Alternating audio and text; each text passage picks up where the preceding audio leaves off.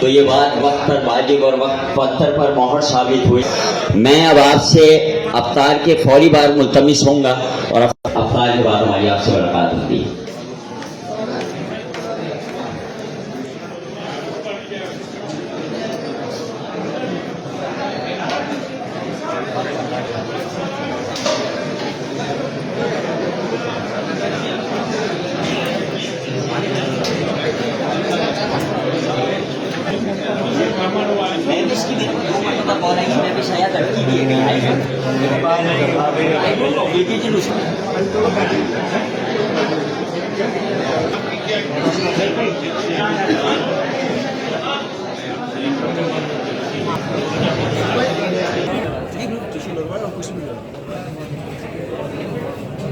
इस 23 मार्च से पहले आप सब लोग सिंध के रहने वाले, मैं 20 मार्च की बात करूंगी, जो सिंध के हीरो सूर्या बादशाह थे कि उसने जिसके पाकिस्तान में जिसकी आंखों पे पर्दा था, वो पर्दा अब नहीं रहा। माहौल के अंदर जिंदा है।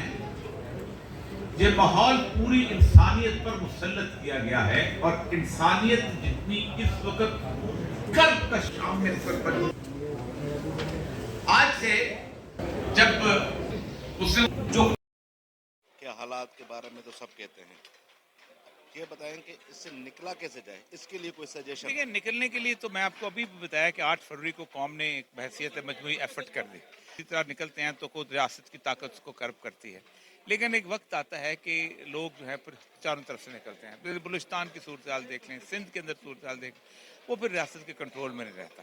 अब मुझे लगता यही है कि वो एक कैफियत ऐसी बन रही है कि जिस कैफियत के अंदर फिर किसी से संभाला नहीं जाएगा। मैं कहता हूँ बेहतर है कि संभाल लें, वरना फिर उसको कंट्रोल करना मुश्किल हो जाएगा। अब सिंध और पाकिस्तान के जो हालात हैं, ठीक है, इसके बारे में आप बताएं। बता तो सब रहे हैं, मगर इससे कैसे निकला जाए, इसके लिए क्या लाएमल क्या JDA ने और मुख्तलिफ पार्टियों ने? वो आपने भी माशाल्लाह से एक लफ्ज बोला, सिंध और पाकिस्तान। दिल पे हाथ रख के बैठ जाएंगे कि सिंध का पाकिस्तान, और पहले ही हम सब पे इल्जाम लगा हुआ होता है। नहीं दोबारा कर लो। नहीं, क्या लाया अमल? देखिए, सिंध के साथ बहुत ज़्यादा खिलवाड़ हो गया। ये तो ये कि मैं आवाम को भी बोलती हूँ कि आप बहुत देर से जागे हो। सिंध का तालीमी निज़ाम तबाह, सिंध की सेहत तबाह, सेहत का जो निज़ाम है, नौकरियां पैसों से बिकती हैं, पेपर लीक हो जाते हैं, हर चीज़ में यहाँ पर रेट तय है। आप लोगों के ऊपर खुदा जाने कौन से लोग हुकूमत कर रहे हैं।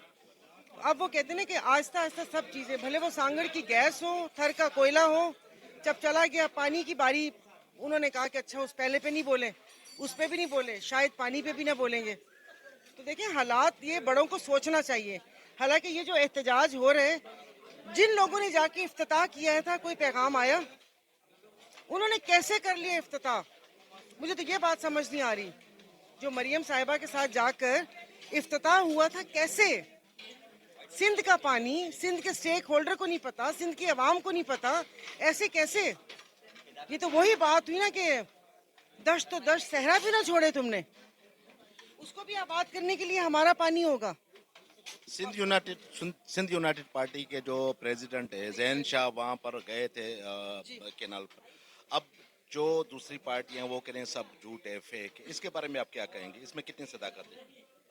पता नहीं। देखिए, यहाँ पर तो वो बॉटल्स निकलती हैं, फिर उसके बाद पता चलता है उसमें शहद और जैतून का तेल था।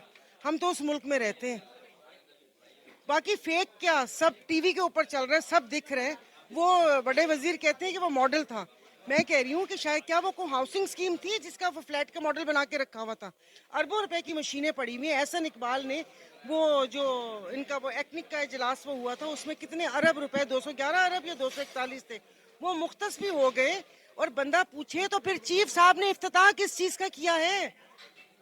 किस चीज का इफ्तिताह किया है वहां पर क्या मतलब? वो गर्मियां आ रही हैं, थादल की दुकान का इफ्तिताह किया है? किस चीज का इफ्तिताह किया है? वो जाकर सीएम पंजाब के साथ ग्रीन इनिशिएटिव पाकिस्तान के इफ्तिताह करके, इधर ये सिंध के कूड़े लोग कहते हैं वो फेक है, वो झूठ है, वो उस तरह। तो चलो ना, चल जाके दिखा दो, हमें झूठा साबित कर दो, हमें झूठा साबित कर दो। सारे व्लॉग्स चल रहे हैं, सब उनके साइन किए हुए पेपर वो हैं, फिर भी हमें झूठा कह रहे हैं। भैया बहुत नाक के पक्के हैं।